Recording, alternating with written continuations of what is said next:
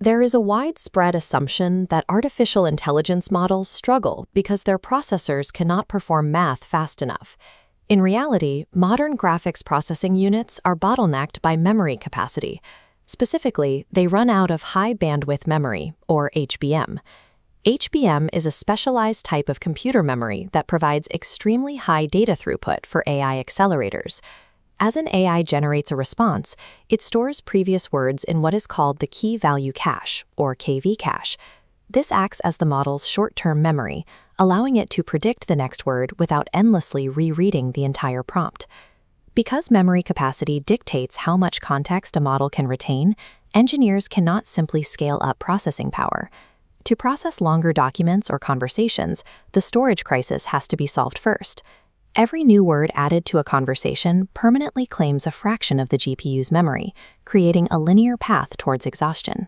Processing a 65,000 token sequence consumes 32 gigabytes of video RAM. A token is a basic text unit, while VRAM stores calculation data. Standard compression, or quantization, tries shrinking this data from 16 bits to 4, but requires normalization constants to work. These constants act as mandatory instruction manuals that tell the hardware how to accurately decompress the files later. If engineers strip these mathematical instructions away to save space, the model loses its precision, outputting gibberish and severe hallucinations. The industry has hit a physical memory wall.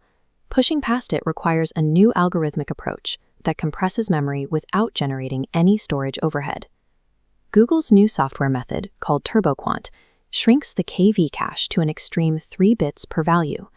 It achieves this without requiring any retraining of the original models. The first stage of this pipeline is PolarQuant, a technique that alters the geometric shape of the data map.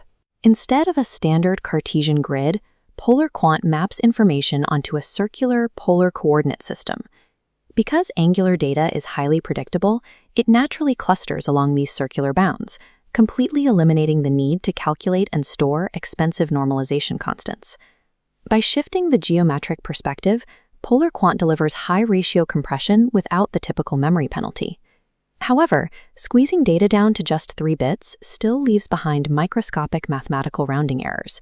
Left unchecked, these tiny discrepancies compound as the model generates text, resulting in biased calculations and inaccurate responses. The second stage is Quantized Johnson-Lindenstrauss, or QJL, a mathematical transformation that reduces data dimensions while preserving the relative distances between points. QJL identifies the rounding errors and eliminates the bias. It ensures the exact relative distance between data points is perfectly maintained. By pairing PolarQuant's heavy compression with QJL's 1-bit precision cleanup, Google engineered a lossless, hyper-compressed memory state. Looking at this performance chart, the impact is clear. TurboQuant reduces the KV cache memory footprint by a factor of 6 and speeds up computation on NVIDIA H100 GPUs by up to 8 times.